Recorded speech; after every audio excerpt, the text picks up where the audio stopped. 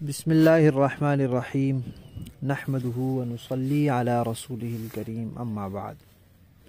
پیارے پیارے بچوں، ننھے منھے پھولو، اللہ تعالیٰ آپ سب کو ہمیشہ خوش رکھیں اور فلسطین کے مسلمانوں کی اللہ تعالیٰ مدد اور نصرت فرمائے۔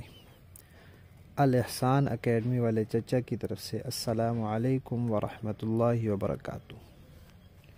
پیارے بچوں، آج ہماری کہانی کا عنوان ہے مجھے واپس لے چلو۔ پیارے بچوں، آپ کو پتہ ہے نبی پاک صلی اللہ علیہ وسلم مکہ میں پیدا ہوئے تھے، پھر آپ نے 40 سال وہاں گزارے، سب لوگ آپ کو اچھا کہتے تھے۔ پھر جب آپ نے لوگوں کو یہ بتانا شروع کیا کہ اللہ تعالیٰ ایک ہیں اور انسان جب دنیا سے چلا جائے گا تو پھر قیامت میں اللہ تعالیٰ دوبارہ زندہ کریں گے، تو یہ بات لوگ نہیں مانتے تھے، تو لوگ سارے مخالف ہو گئے۔ پھر انہوں نے تنگ کیا، پریشان کیا، تو اللہ تعالیٰ کے حکم سے نبی پاک صلی اللہ علیہ وسلم مدینہ چلے گئے۔ پھر مکہ والے پھر بھی باز نہیں آئے، تو پھر وہ بار بار مدینہ والوں پر حملہ کرتے، اس طرح لڑائیاں ہوتی رہی۔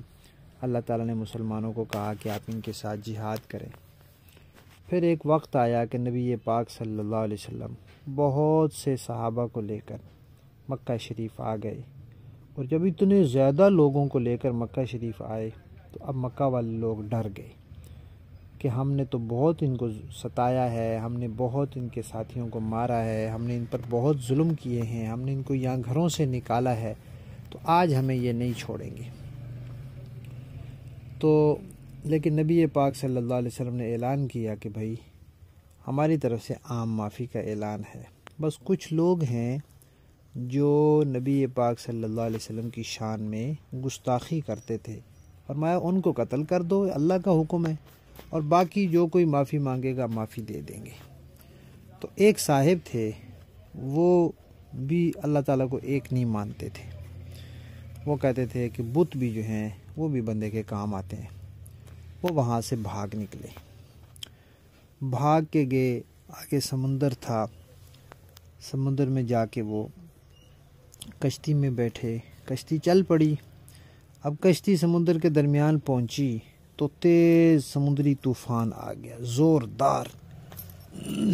اب انہوں نے صاحب نے اپنے بتوں کو پکارنا شروع کیا، بتوں کو پکار رہے تھے، آوازیں دے رہے تھے کہ ہمیں بچاؤ۔ جیسے انسان مصیبت میں ہوتا ہے تو اللہ تعالیٰ کو پکارتا ہے، وہ بتوں کو پکار رہے تھے۔ تو کشتی والوں نے ان سے کہا کہ جناب یہاں بت شت کام نہیں آتے، صرف اللہ کو پکارنا پڑے گا۔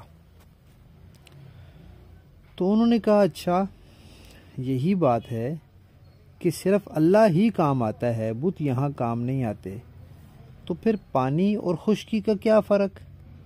پانی میں صرف اللہ کام آتا ہے تو خشکی میں بھی صرف اللہ ہی کام آئے گا۔